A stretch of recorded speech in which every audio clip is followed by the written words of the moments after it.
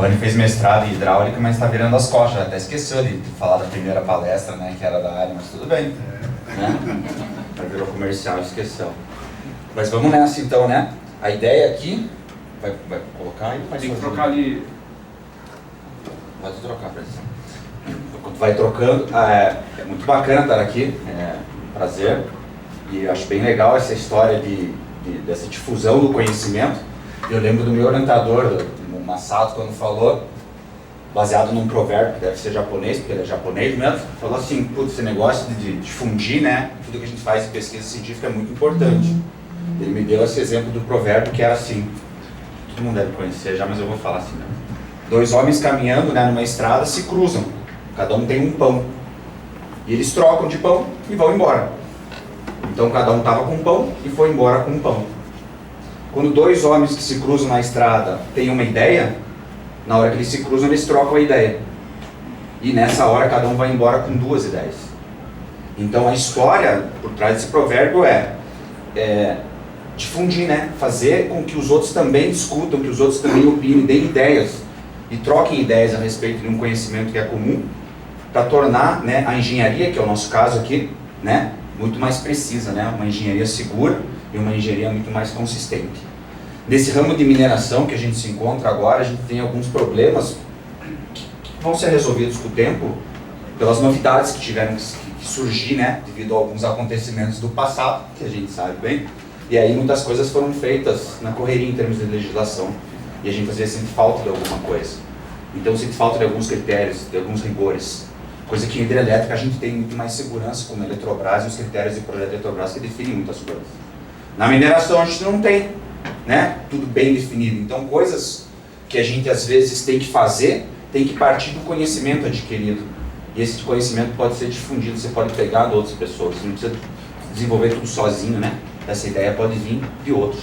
E a ideia hoje que a gente vai ter aqui é apresentar esse estudo, que é um estudo, uma coisa muito interessante para a gente da hidrologia, embora o Giovanni tenha feito uns casos, que é fazer uma avaliação da descaracterização de uma barragem.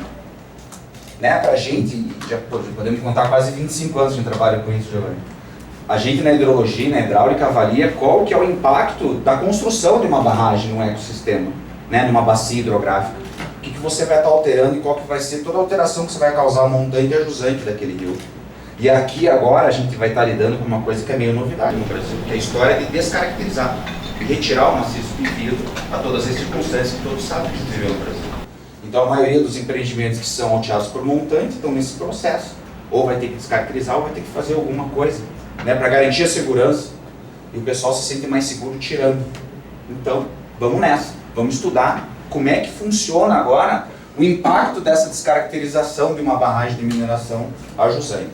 Esse estudo de caso é um estudo que a gente fez em parceria com a Vale, que é um projeto real, que não pode ser muito exposto aqui porque está em fase de implantação desse projeto. Então vamos falar de coisas meio genéricas. A gente tem 2 barragens, então, em cascata, vamos chamar de barragem A e B, eu já vou apresentar um mapinha delas aqui. E a gente vai avaliar qual que vai ser o comportamento agora da barragem B após a retirada da barragem A que está montante dela. Então a gente tem que fazer um estudo baseado nisso. A ideia aqui não é ela, né? Mas só para ter uma noção do que vai acontecer. Normalmente você tem, né, a condição natural e você cria, né, o reservatório. Agora a gente vai fazer o caminho ao contrário. A gente vai ter um reservatório criado a partir de um maciço e a gente vai remover esse maciço, rebaixando ele nas suas fases construtivas, para tentar voltar à condição mais natural possível, antecedente, né, anterior, primitiva, né, que o povo da mineração fala. Então vamos voltar para primitiva, para a condição primitiva. Então vai ser uma situação mais ou menos como essa, não é o caso do nosso empreendimento, é claro, mas só para dar uma ideia do que é essa tal descaracterização. Esse artigo, né, esse trabalho, a gente publicou ele no TEMES, lá, teve um congresso no Chile esse ano, e a gente apresentou isso aqui. Essa palavra descaracterização não é uma palavra muito comum ainda no mundo estudante, tive que apresentar em inglês. Então foi meia boca assim a apresentação, daí você vai falar de characterization lá, a galera meio que não lida muito bem com isso ainda.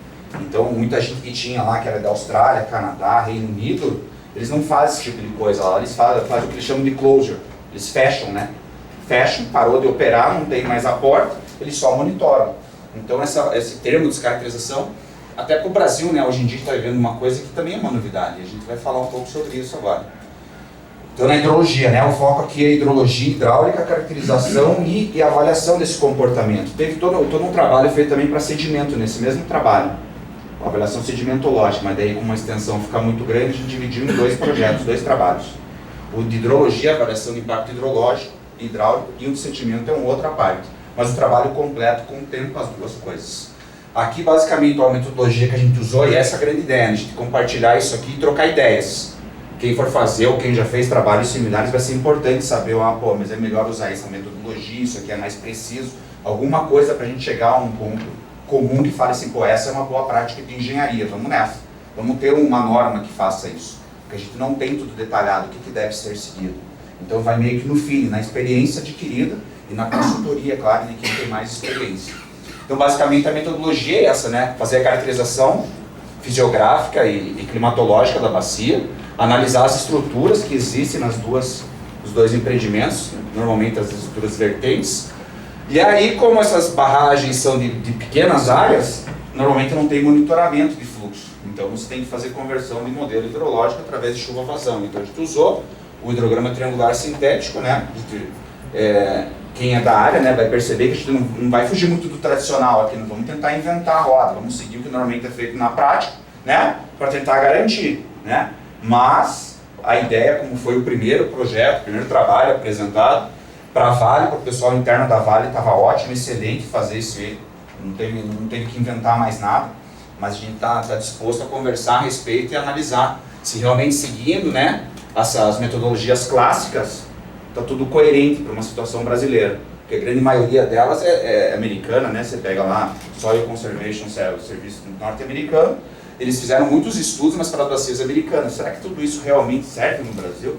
Será que a gente pode garantir que o estudo é representativo? Vocês vão ver os valores que vão resultar aqui, através desses métodos aqui, que são conservadores, realmente para uma bacia de 1, 2 km² parecem bem altos, mas a gente pelo menos tem um conservadorismo, uma segurança maior nos resultados.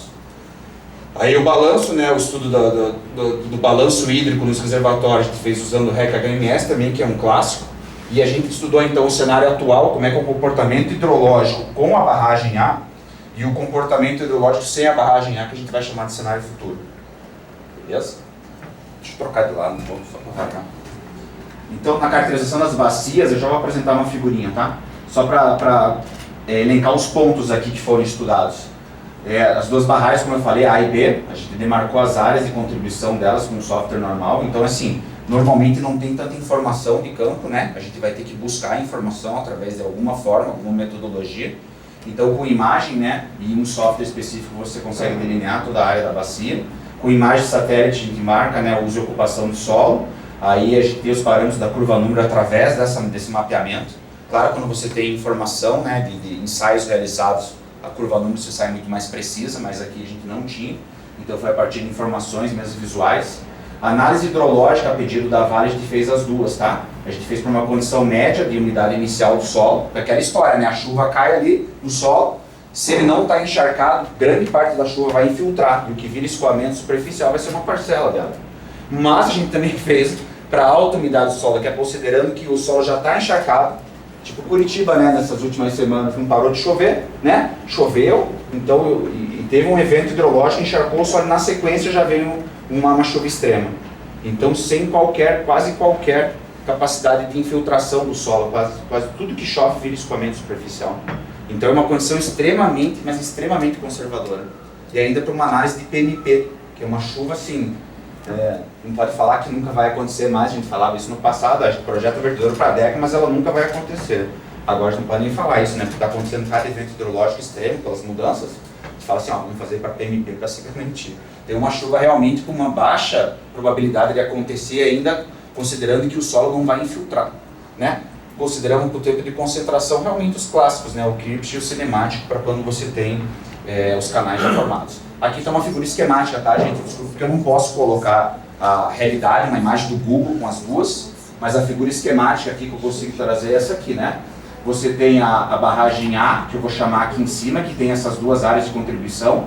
A contribuição direta é a contribuição da bacia 2, através das drenagens já estabelecidas.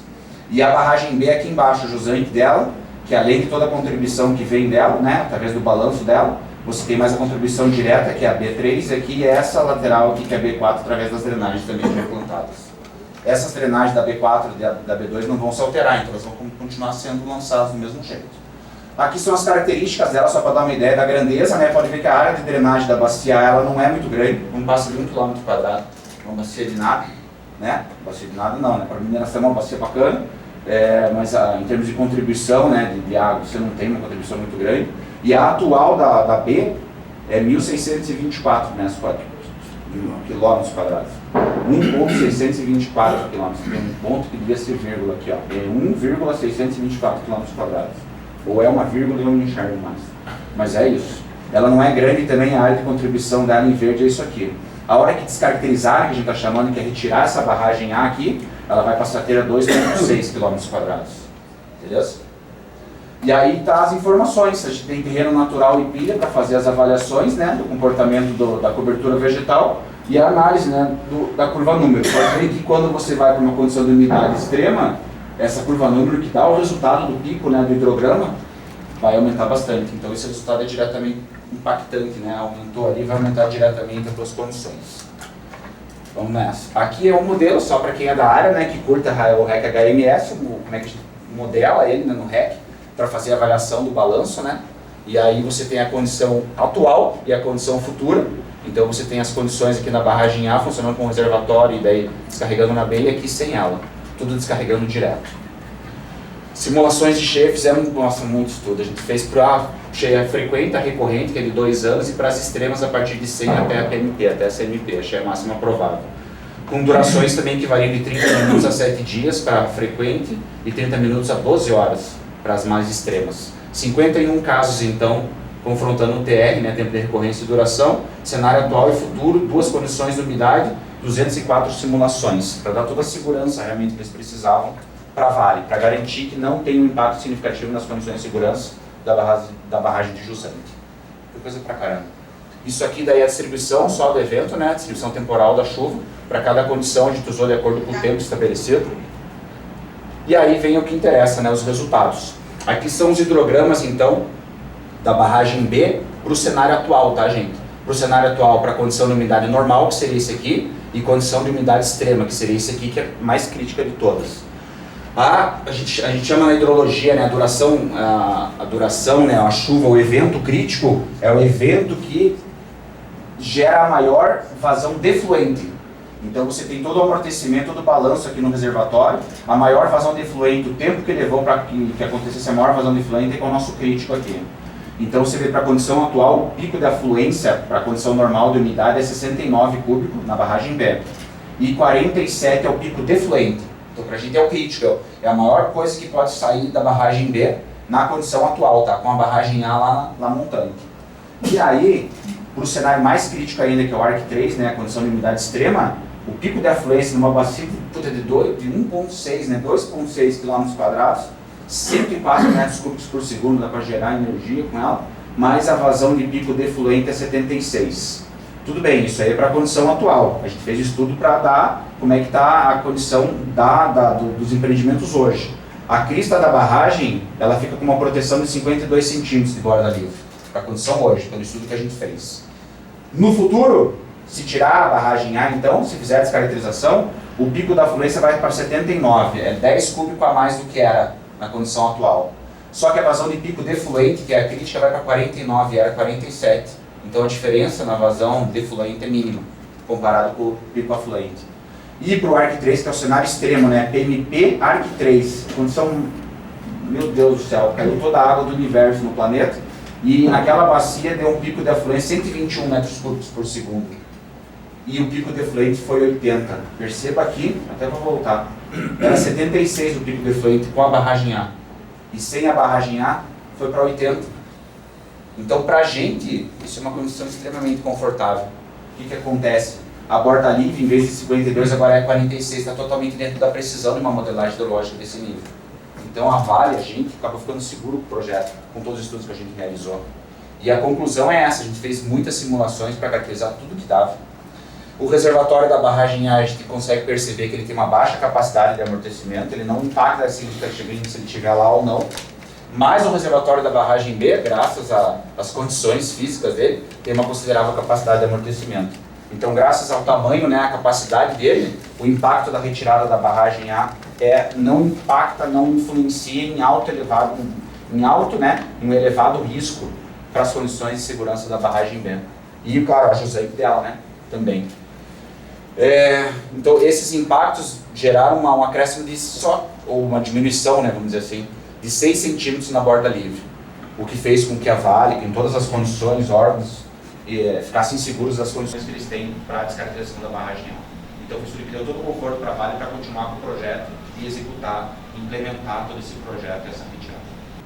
Beleza? Então, como a gente falou no começo, o objetivo aqui é apresentar o que foi feito, é expor realmente, abrir para discussão, né, se essa metodologia pode ser realmente segura, se a informação de campo precisa ser muito mais rigorosa nesses processos de mineração, para ter mais segurança nos resultados, ou se do jeito que está, seguindo padrões conservadores, modelos clássicos, a gente está no caminho certo e pode considerar e continuar levando eles em discussão. Muito obrigado pela atenção, estamos abertos a dúvidas.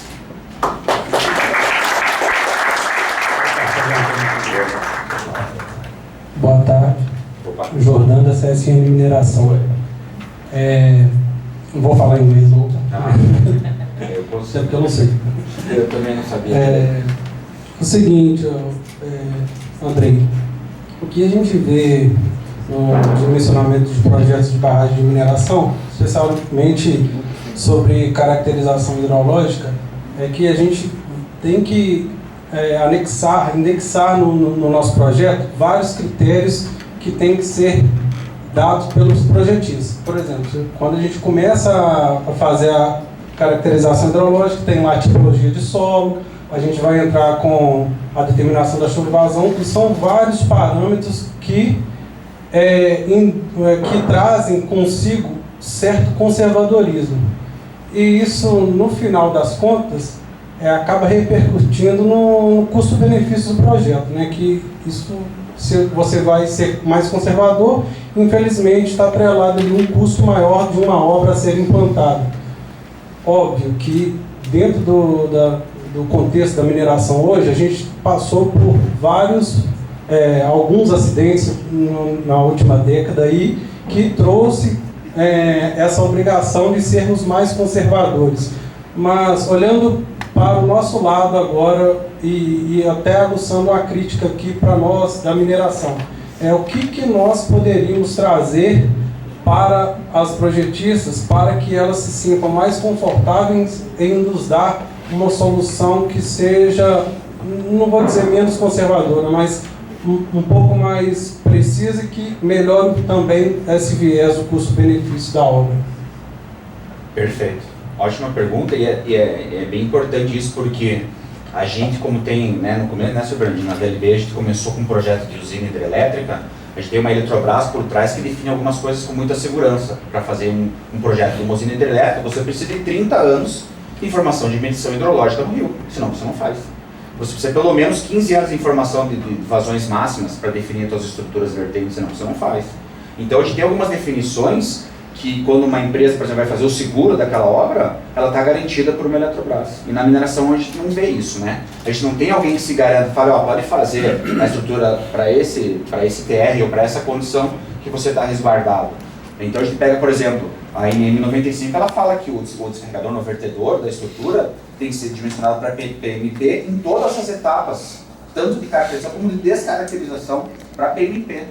Para a gente, assim, vai descaracterizar, você vai remover a estrutura, você vai fazer estruturas provisórias para remover.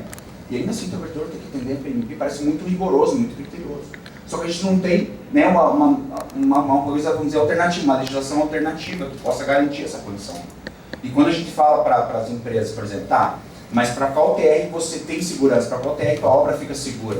Parece que não tem isso na mineração, não tem esse seguro que vai. Então tem que ser uma coisa em acordo. Qual risco você quer correr? Eu quero risco de menos de 1%, daí a gente tem um parâmetro pelo menos, mas a gente não sabe qual risco você quer, a gente não sabe.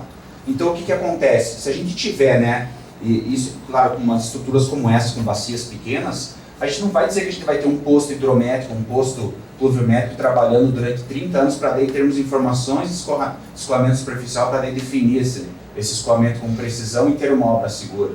Você não vai conseguir isso na mineração. Vai ser difícil. Então a gente tem que continuar com essa modelagem. Mas de repente tem que uma ANM da vida, um órgão responsável ligado à mineração, tem que tentar partir junto com as universidades para definir esses parâmetros brasileiros, os modelos brasileiros de comportamento. E até implantando condições de alterações climáticas que estão acontecendo para cada região no Brasil.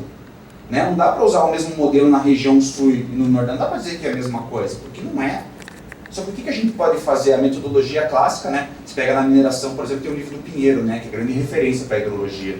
E ele segue alguns conceitos dos clássicos mesmo. Não tem meio como fugir, senão você não fica resguardado. Quando você pega lá uma certificadora, né, ou uma engenharia do ministério, mas qual critério você usou? E você fala, não, eu acho que esse aqui é suficiente. Ele vai falar, não, mas não me importa o que você acha. Eu quero que você tenha um critério que garanta as condições de segurança da barragem. Então, por exemplo, nessa obra, a Vale em si falou, vamos para os critérios mais rigorosos, vamos garantir isso aí. E a lógica fica oneroso, porque o tamanho do trabalho que tem que ser feito é oneroso mesmo. Mas para a gente na hidrologia, a grande questão é ter muito mais ensaios de campo para definir as condições de escoamento, se você conseguir, lógico.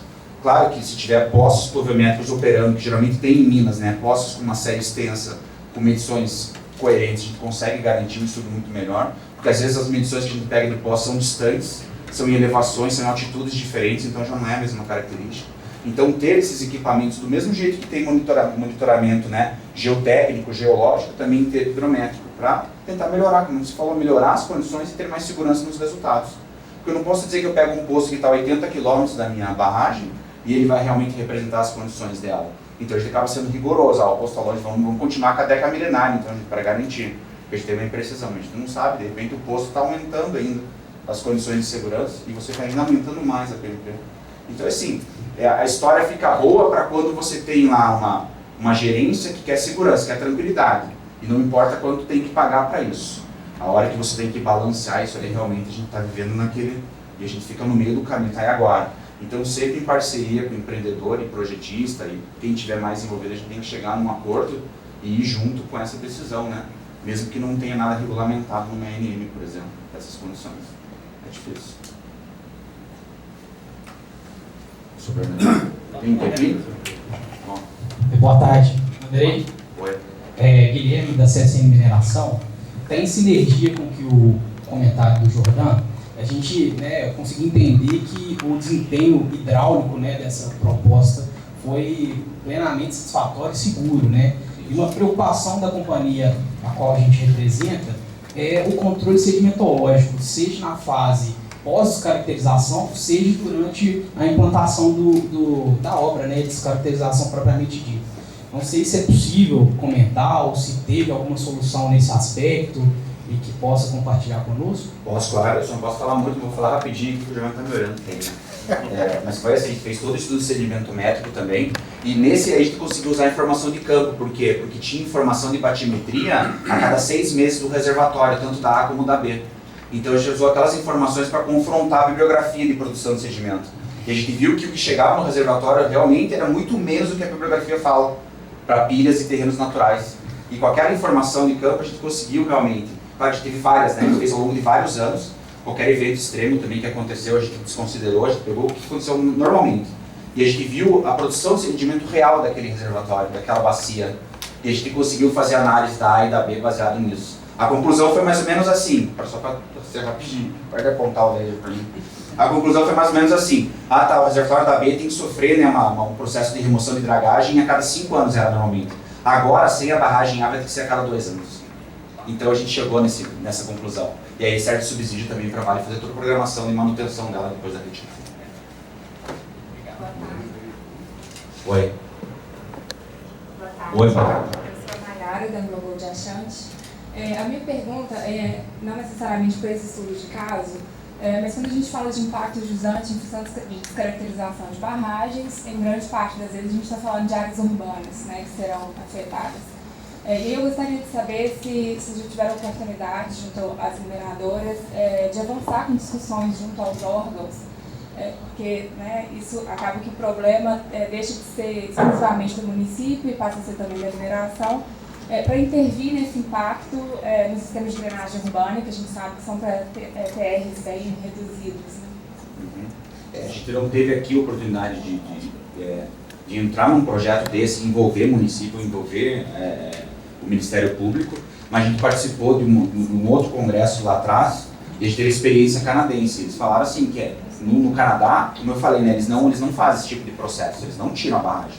Eles fecham e deixam lá. Por quê? Porque os primeiros estudos deles, segundo o professor lá, é que o impacto é muito maior. É mais fácil para a mineradora manter a estrutura, monitorar e manter tudo certo, do que retirar aquela estrutura e ter que lidar com as condições de impacto ajusante. Então, de repente, a gente vai chegar num momento no Brasil assim, você vai retirar, então vamos estudar se você pode primeiro, depois a gente começa a estudar a descaracterização. Porque aqui você tinha um reservatório ajusante, e ele conseguia segurar tudo que você tinha do reservatório anterior nele. Então o impacto ajusante dele, que poderia atingir uma comunidade, a gente não chegou a ter que estudar isso.